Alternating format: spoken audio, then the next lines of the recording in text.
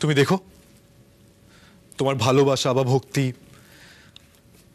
কোনো কিছুই রাধিকাকে ফিরিয়ে আনতে পারবে না। দেখা যাক, আমিও দেখব কোন ঈশ্বর একজন মায়ের প্রার্থনা না শুনে থাকতে পারে। আমিও দেখব, আমি দেখব।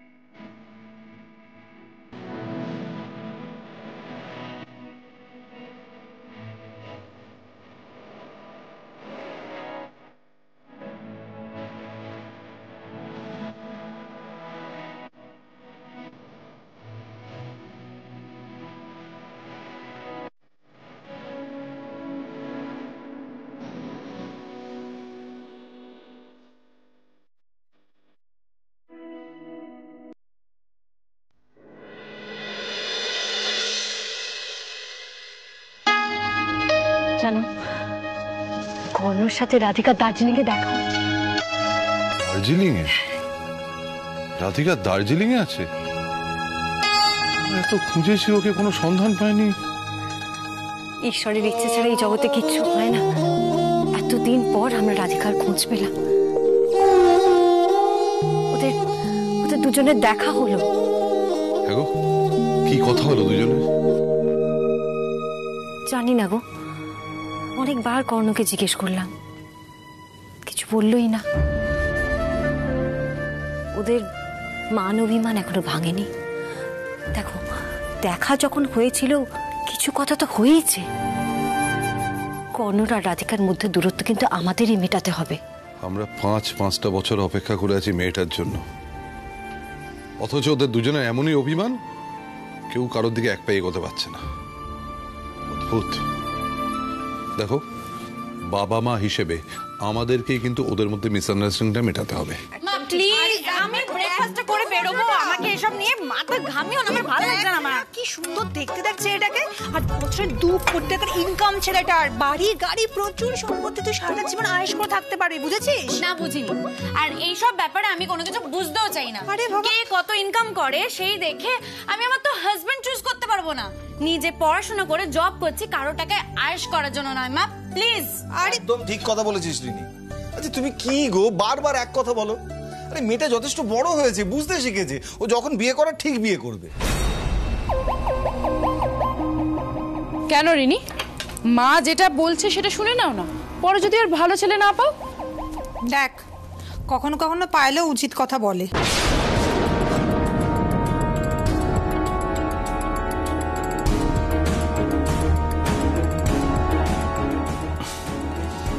রিনি, তুই যদি বলিস, মানে তুই যদি পারমিশন দিস, তাহলে কিন্তু আমি তোর জন্য একটা সঠিক পাত্র দেখতে পারি। মানে আমাদের এই বিজনেস ফিল্ডে না এক্সে বারকার এক ছেলে আছে, আমি শিওর। তুই একবার দেখ, দেখলে তুই কাকিমা কেউ না করতে পারবি না, আমি গ্যারান্টি দিচ্ছি। জেঠিমা তুমি প্লিজ এদেরকে একটু বোঝাও না, সারাক্ষণ এই এক কথা বলে যায়। আমি এখন শুধুমাত্র আমার ক্যারিয়ারে কনসেন্ট্রেট করতে চাই, প্লিজ জেঠিমা। সত্যি জয়তী, কেন যে তুই রিনির বিয়ে বিয়ে করে খেপেছিস? ও যখন চাইছে না তখন ওকে জোর করিস না প্লিজ। আমি তোকে আগেও বলেছি, এইভাবে ওর ইচ্ছের বিরুদ্ধে কিচ্ছু করতে যাস না। কি বলো তুমি দিদি? মেয়েটাকে সারা জীবন বিয়ে না করে আইবুড়ো থেকে যাবে?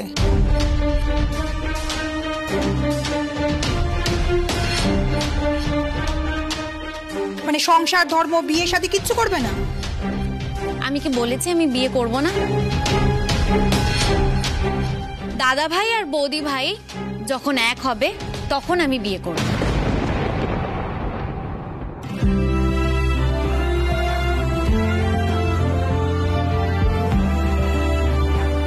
কজ ওরা আমার কাছে আইডিয়াল কাপল।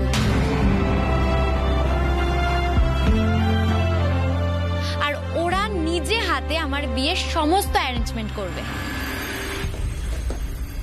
তুই যেটা বলছিস সেটা কোনোদিনই পসিবল নয় রিনি।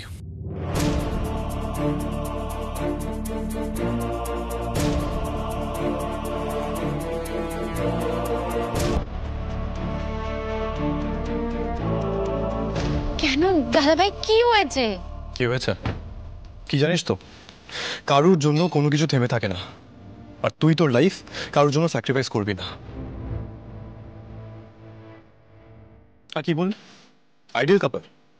আজ যদি আমরা আইডিয়াল কাপল হতাম তাহলে সবকিছু অন্যরকম হতো।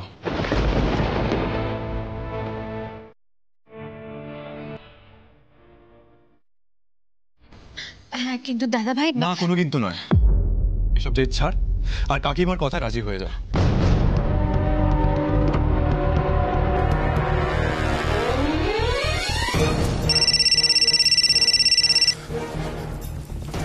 হ্যালো, হ্যাঁ কোনটা? ও না, আমি সত্যি ভুলে গেছিলাম। হ্যাঁ হ্যাঁ, আমি বেরোচ্ছি, এক্ষুনি বেরোচ্ছি। এই কর্ণ, কোথায় যাচ্ছিস এখন? ব্রেকফাস্ট করে যা। না আমার তাড়া আছে, আমি বেরোচ্ছি। কর্ণ এরকম করিস না, খেয়ে পরে পরে পরে পরে পরে।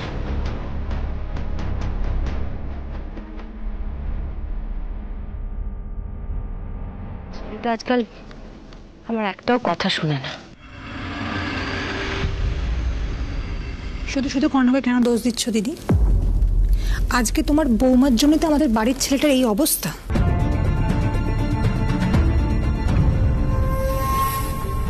তোমার বৌমা জেদ ধরে বাড়ি ছেড়ে চলে গেল, আর এখন আমার মেয়েটা গো ধরেছে সে নাকি বিয়ে করবে না। বাহ, রিনি বিয়ে করবে না সেটাও রাধিকার দোষ? আশ্চর্য। ওই তুমি তো কখনোই তোমার বৌমার কোনো দোষ দেখতে পাও না। 5 বছরও রাধিকার একবারও মনে হলো না এই বাড়িতে ফিরে আসা উচিত। কিন্তু তোমার বৌমাকে কিছু বললেই মুশকিল।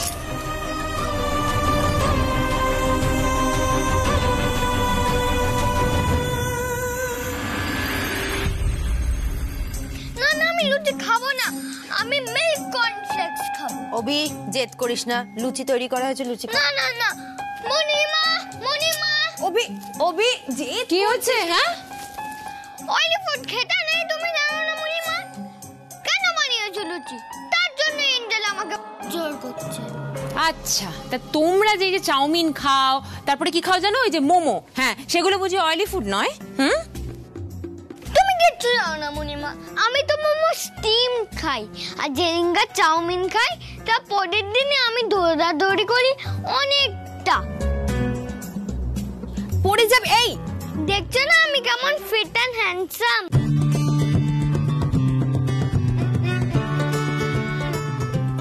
এই শোন, অনেক ফিট অ্যান্ড হ্যান্ডসাম হয়েছে, এবার এটা নে, এটা পুরোটা খেয়ে তুই দৌড়দৌড়ি করে নিস ছাদে। এই যে এঞ্জেল বলে দিয়েছে এবার পুরো প্লেটটা শেষ করে তবে তুমি বের। আর খেয়ে তারপর তুই ছাদে দৌড়দৌড়ি করিস। অভি, দেখেছো কি কাণ্ড?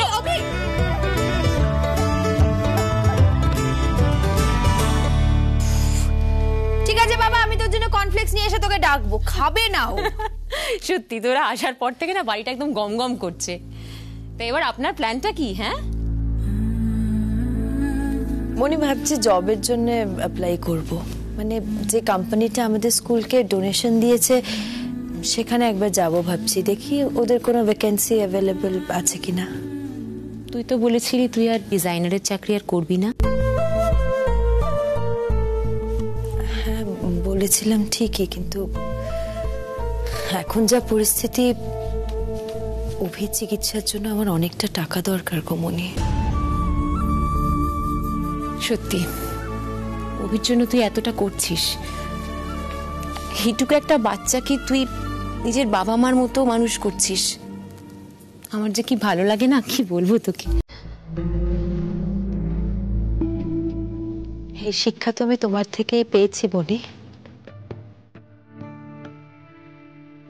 তুমি আমাকে যেভাবে মানুষ করেছো, বড় করেছো, আমিও অভিকে ঠিক সেভাবেই বড় করছি।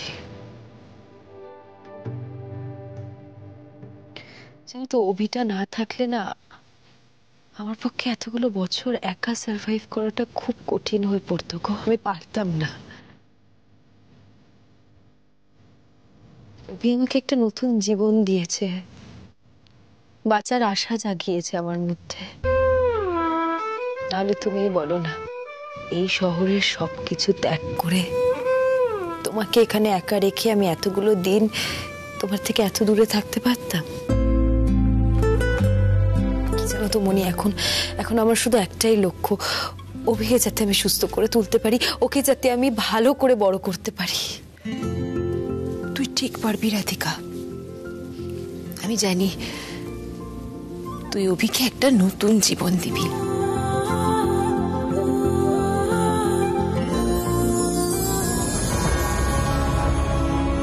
This is for my angel.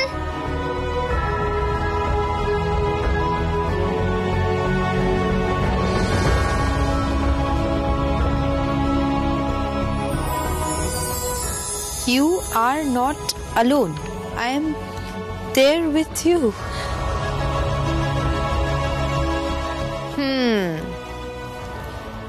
তা এই দুটো হাত কার কার? বড় হাতটা তোমার আর ছোট হাতটা আমার।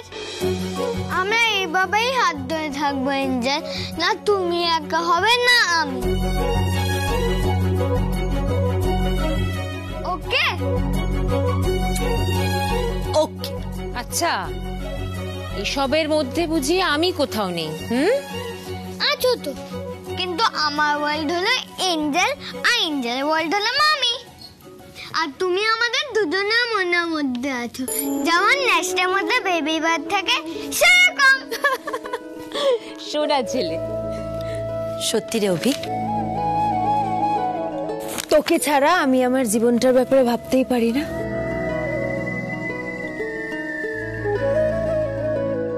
পাক্কা প্রমিস করো, কোনের জন্য আমাকে ছেড়ে যাবে না? একবার না, আমি 3 বার প্রমিস করব। প্রমিস প্রমিস প্রমিস যে এঞ্জেল তার অভিকে ছেড়ে কখনো যাবে না।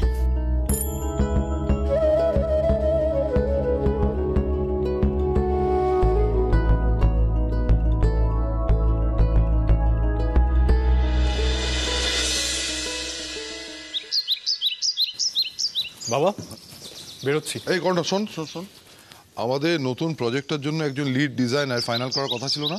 হ্যাঁ, আমি একজনকে সিলেক্ট করেছি, বুঝেছিস? আমি মিটিং ফিক্স করতে বলেছি। কিন্তু বাবা আমি তো অলরেডি সিলেক্ট করে নিয়েছি, আর সেই বেস্ট।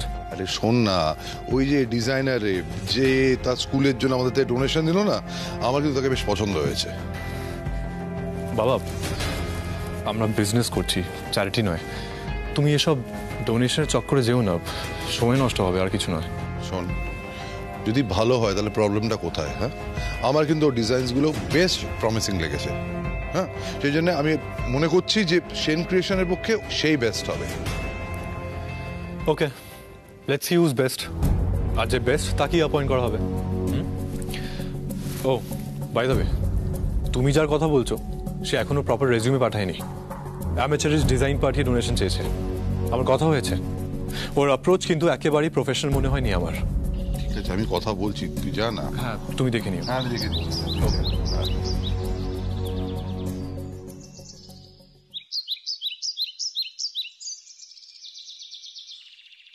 এই শোনো, ওই যে ডিজাইনার যে আমাদের থেকে ডোনেশন নিল, হ্যাঁ, ওর ডিটেলসগুলো আমাকে একটু বলো তো।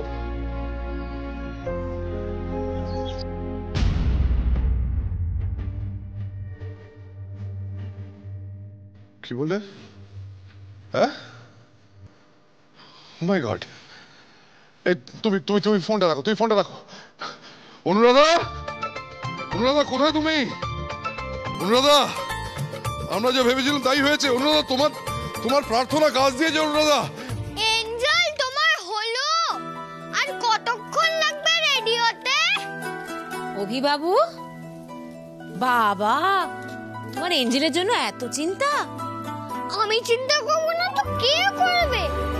আমি এর বাড়ির সিনিয়র বলছি না, আমাকে তো সব দিক সামলাতে হয়। ও বাবা, এটা তো ঠিক কথা, একদম ঠিক কথা। জানো মণিমা, দার্জিলিং এও আমি এঞ্জেলের খেয়াল রাখতাম। যখন এঞ্জেল খেতে ভুলে যেত আমি খাইয়ে দিতাম, আর রাত্রিবেলা যখন না ঘুমে একা একা কাঁদতো আমি এঞ্জেলকে বুঝতেই দিতাম না যে আমি দেখেছি কাঁদতে। তখন আমি এঞ্জেলের ফেভারিট মিউজিক প্লে করে আর এঞ্জেলের জন্য ড্রয়িং বানিয়ে এঞ্জেলের মন ভালো করে দিই। তাই? অভিবাবু, আমি তো তোমার ভরসাতেই ছিলাম। আমি জানি তুমি কাছে থাকলে তোমার এঞ্জেলের মন সব সময় ভালো থাকবে। এই তো আমি প্রায় রেডি। রানার বুড়োটাও জলদি। আচ্ছা বাবা, আচ্ছা তাড়াতাড়ি রেডি হচ্ছি। ওকে স্যার, কিন্তু তার আগে হাইফাই দেবে না? এই আমি দেখছি।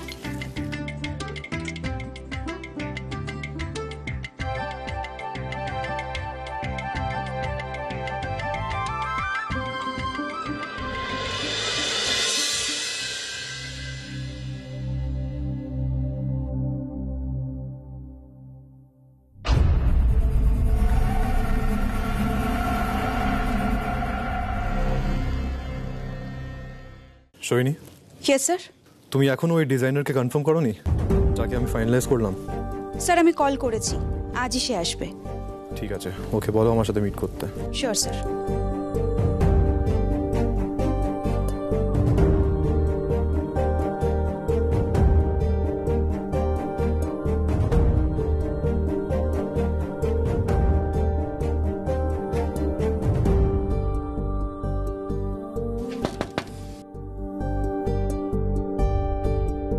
Come in.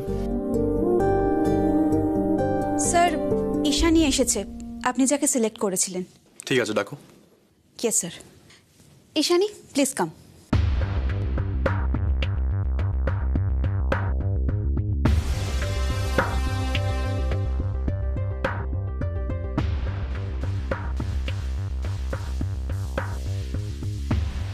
Hello sir.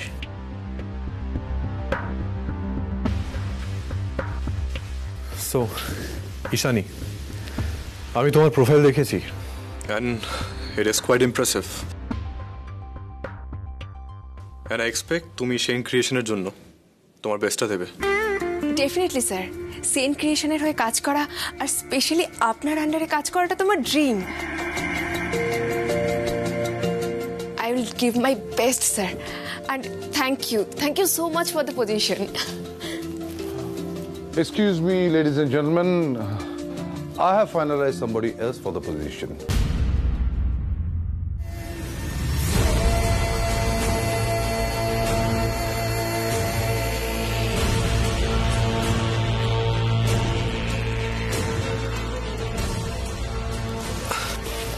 বাবা এটা Ladies, can you please excuse us? Sure sir.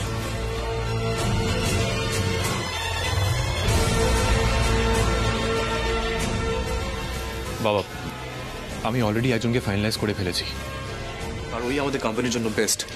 আমি তো বলেছিলাম কর্ণ যে আমার আরেকজনকে বেটার মনে হয়েছে and she is much more talented. বাবা আমি অলরেডি ফাইনাল কনফার্মেশন দিয়ে দিয়েছি, তারপর কি করে? কর্ণ, চেইন ক্রিয়েশনে এমডি তো এখনো আমি, তাই কোম্পানির স্বার্থে যেটা বেস্ট হবে সে বিষয়ে সিদ্ধান্ত নেবার সমস্ত রাইট আমার আছে, তাই না? আর আমার যখন তাকে ট্যালেন্টেড মনে হচ্ছে তখন আমি নিশ্চয়ই খুব একটা ভুল নয়। তুই তাকে দেখ, I think you will also feel the same. She is very very talented. এক মিনিট দাঁড়া, আমি ডেকে পাঠাচ্ছি। ওকে ভেতরে পাঠিয়ে দাও।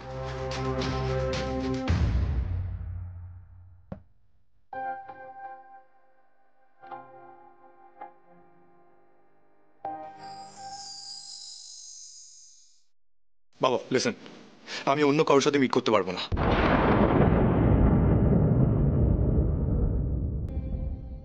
আমি একজনকে অলরেডি কনফার্ম করে ফেলেছি, আর তাও তুমি আরেকজনকে কল করছো। করছি কারণ talent matters the most to you, এটা তো আমি জানি। আমি জানি তো talent matters the most to you, তাই তো?